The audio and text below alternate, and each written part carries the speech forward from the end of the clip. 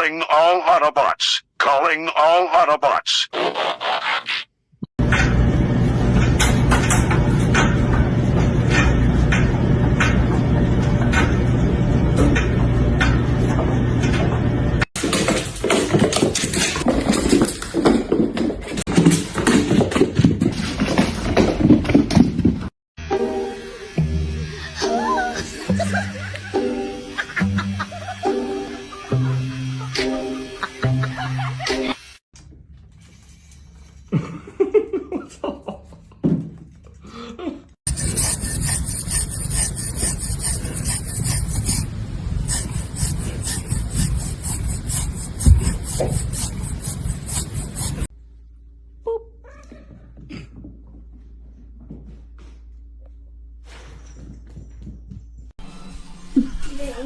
Glasset. Och så ska du suga den.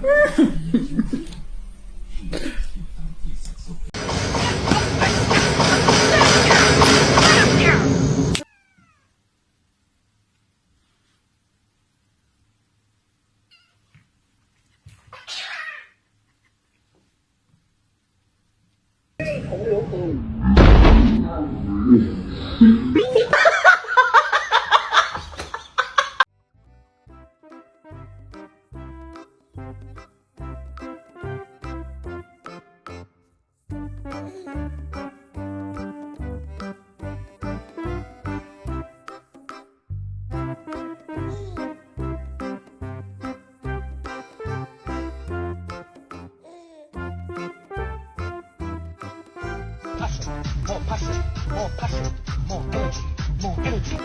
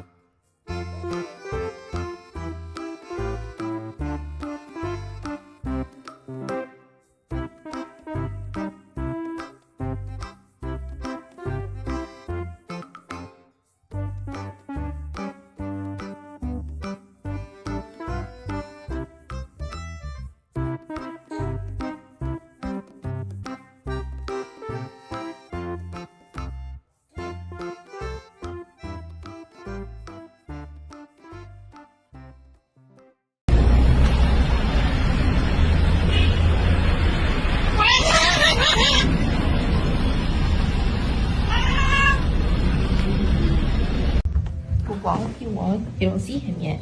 And then you do.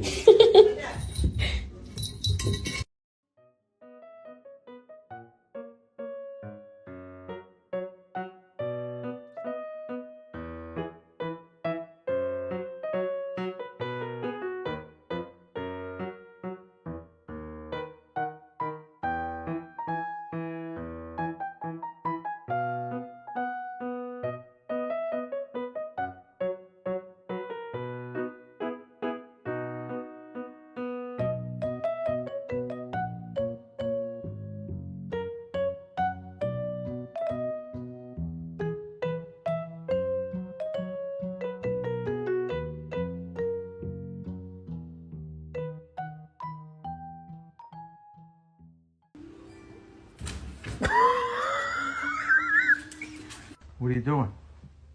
What are you doing? Nothing.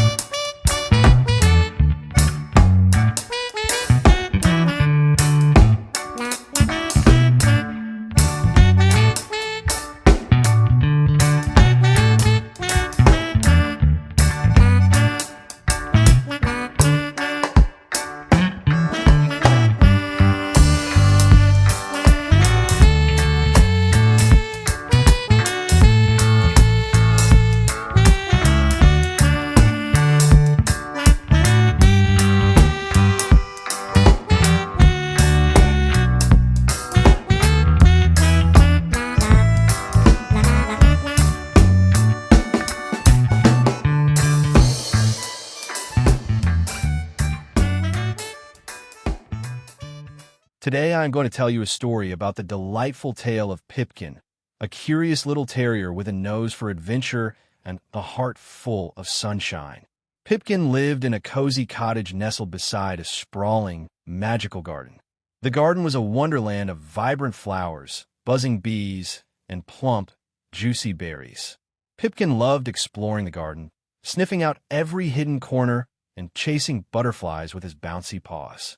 One sunny morning, Mrs. Willow, the kind old lady who tended the garden, came running out with a worried frown. "Oh, Pipkin," she cried, "my prize-winning sunflowers. They've all gone droopy." Pipkin, with his detective hat, a tiny, tilted flower pot, perched on his head, immediately sprang into action. He was determined to solve the great garden mystery. He started by sniffing around the sunflowers. They smelled odd, not like sunshine and honey, but like snails. Following the slimy trail, Pipkin discovered a group of snails munching on the sunflower stems. "Ah," he barked, "the culprits." But then he noticed the snails looked sad and sluggish. They were covered in a strange, sticky goo. Pipkin sniffed the goo. It smelled like lemonade. He followed the lemonade scent, which led him to a group of mischievous sprites hiding behind the rose bushes. They giggled as they squeezed lemons into a watering can. "We just want to make the flowers extra juicy," they chirped. Pipkin, understanding they meant well, barked softly. "But lemonade makes snails sleepy," he explained. The sprites looked horrified. They hadn't meant to harm the snails. They quickly fetched clean water and washed the snails, who perked up immediately.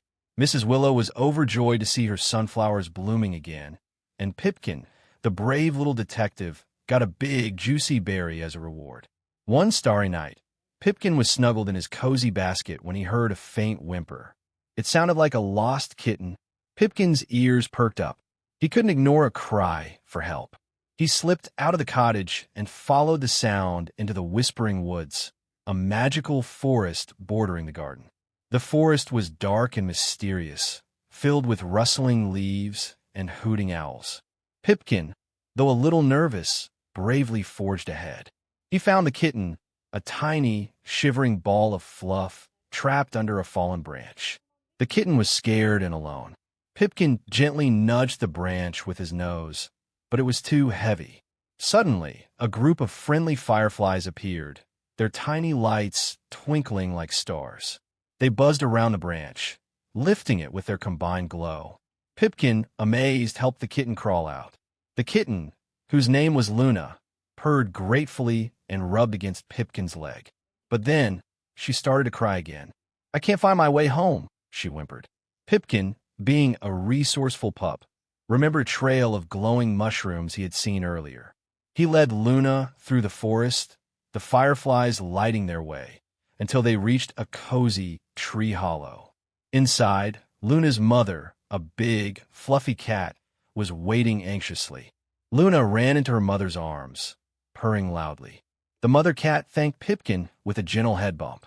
Pipkin, feeling warm and fuzzy inside, wagged his tail and trotted back home, ready for a well-deserved snooze. The annual Bumbleberry Creek Festival was approaching, a celebration of all things bright and cheerful. Mrs. Willow was baking her famous berry pies. The sprites were weaving flower crowns, and the fireflies were practicing their synchronized light show. But something was missing, a star attraction. The town mayor, a jolly badger named Barnaby, was in a panic. "We need something special," he exclaimed. "Something extraordinary." Pipkin, overhearing the conversation, had an idea. He had always loved chasing bubbles, those shimmering, iridescent spheres of joy. He decided to create a bubble show. He gathered all the empty snail shells he could find and filled them with a special bubble solution made from berry juice and fairy dust, which the sprites happily provided. He then used his tiny paws to blow gentle puffs of air, creating a cascade of rainbow bubbles. The festival arrived, and Pipkin's bubble show was a sensation. Children gasped and giggled as the bubbles floated and popped, creating a magical, shimmering spectacle. The sprites danced among the bubbles, the fireflies added their twinkling lights, and the whole town erupted in cheers. Barnaby the badger, wearing a flower crown and covered in berry pie crumbs, declared Pipkin the star of the festival. Pipkin, covered in bubbles and surrounded by happy faces, wagged his tail proudly. He had not only saved the garden and helped a lost kitten, but he had also brought joy to the entire town. Pipkin, the curious little terrier, had become a hero of Bumbleberry Creek. If you like this video, please leave a like and a subscribe. It will really help our channel grow. But if you don't like it, then just skip it and don't forget to check out our other videos. Thank you very much and goodbye.